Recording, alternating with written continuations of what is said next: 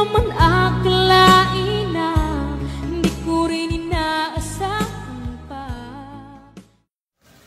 Narito tayo ngayon upang matunghayan ang nagiinit, nagbabaga at talaga namang usap-usapan at nagtitrending na latest issue ni Ate Erica.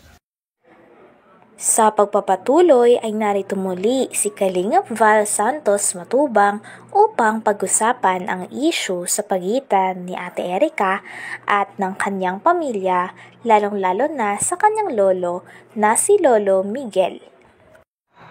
Dito nga ay sinabi ni Kalingap Val na kung nakikinig daw si Gina na mama ni Ate Erica at Sheila May ay wag daw siya mag-alala sapagkat si Kalingap Val daw ay tutulong kay Gina nang sa ganon ay makamit niya ang ostisya na hinahanap niya.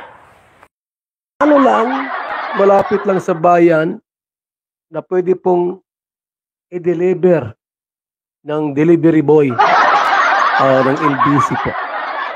Pwedeng umorder ng ating masarap at masustansyang BSM Kalingap Kape. Ang kaping may puso. Ate Gina, kung ikaw man ay nakikinig ngunyan sa ating pong programa, huwag kang mag-alala. Tutulong si Val Santos Matubang para makamit mo ang hustisya. Hindi kita iiwan at wala ka ditong gagastusin ni singkong duling. Tutulungan kita. Sapagkat ako'y naawa sa inyong kalagayan. Salamat sa tiwala. At mamaya, pupunta ako dyan, magbihis ka, maligo, magpaganda, mag-make up, magpahumot, at pupunta ako dyan. Timpahan mo na ako ng kape. Pag mo lagi ng lason, Ay, good morning muna sa ating lahat, mga suking tigpaminaw. Hello kay Riza Abilia, Apple, Ate Christy. Kalingap Kat-Kat, bago ito. Kalingap Kat-Kat. Bago ano. Also kay Danilo Alchesa, Kalingap Mick, Mariel Vlog, PCM, Summer Girl in New York City. Nelly Bungabong, Marites Nalika, Kalingap Agnes, and Ronabel Sal. Junalyn Duliete, wala ka pang jacket, jajakitan kita, dahil ikaw ay tumawa. Jajakitan natin po si ining bagotang viewers, special guest, at si Venus Pinky, maayong buntag sa inyong tanan, Glamour Vlog, Janet. Sinabihan niya pa nga si Ate Gina na magpaganda na daw, mag-makeup at mag-ayos na dahil pupunta daw si Kalingap Val sa kanila. Talagang gagawa na nga si Kalingap Val ng hakbang upang makausap si Ate Gina na mama ni Ate Erica nang sa ganon ay mas malaman nila ang mga impormasyon at mas maresolba daw nila ito ng patas.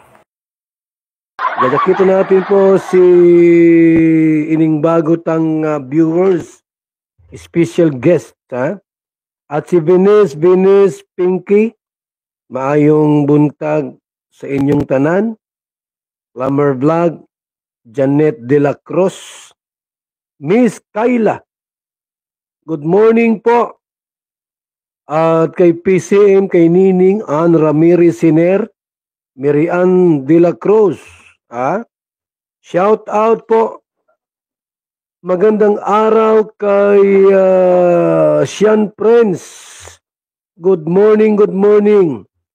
And also kay Kalingap Catherine, Mariel Vlog TV, Kuya Dambo, and Juan Espijo. Sa ating lahat po ngayong umaga, maayong buntag sa lahat ng mga naka-tune in ngayon sa ating live sa Val Santos Matubang official YouTube channel. Dalangin ko po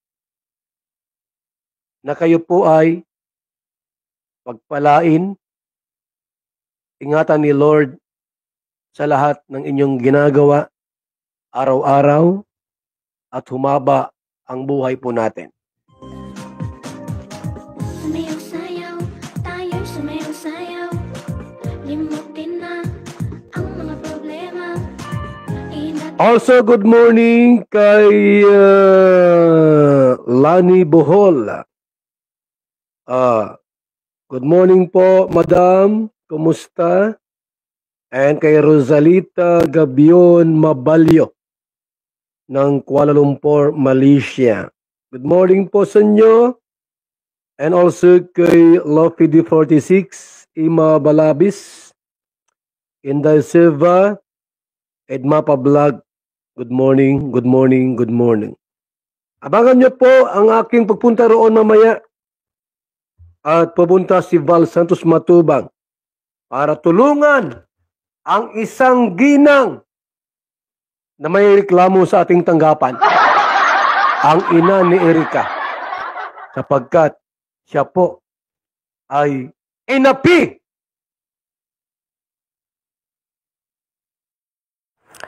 Inamin nga ni Kalingap Val na talagang nasaktan daw siya nung narinig niya ang statement ni Ate Erika pati ng mama ni Ate Erika na si Gina na kung saan sinabi nito na hindi daw binabayaran ng Kalingap si Ate Erika sa tuwing pinavlog nila si Ate Erika. Talaga nasaktan nga daw si Kalingap Val sapagkat isa daw sa rules nila yun sa Kalingap na kapag may vinovlog sila ay dapat may inaabot silang tulong. Nang sa ganun ay matulungan din nila ang mga vinovlog nila. Si Erika, habang ito ay i-vinovlog. Sobrang napukaw ang damdamin ng ama ng Kalingap na si Kuya Val. Kaya nang malaman niya ang problemang ito, ay nakaramdam siya ng sobrang galit. Ako po ay labis pong nasaktan sa nangyari sa pamilyang ito po sapagkat binablog yung anak ni Singkong Duling, hindi malamang nakatanggap ng pera.